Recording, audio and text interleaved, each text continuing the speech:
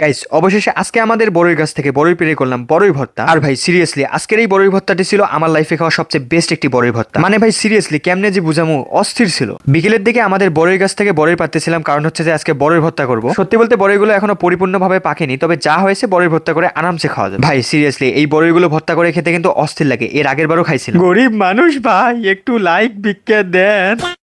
এত স্বাদ কেন? আমার কাছে সেই স্বাদ লাগতেছে, সেই স্বাদ। যাই হোক, তো আমাদের বড়ই পাড়া শেষ হয়ে গেলে প্রথমে হচ্ছে যে কলের পাড়ে এসে সুন্দর মতো বড়ইগুলো ধুয়ে নেই, তারপর চলে এসে আমাদের মেইন কাজ অর্থাৎ বড়ই ভর্তা করার জন্য। আর ভাই তেঁতুল ছিল না, এই জন্য নিয়েছি তেঁতুলের আচার।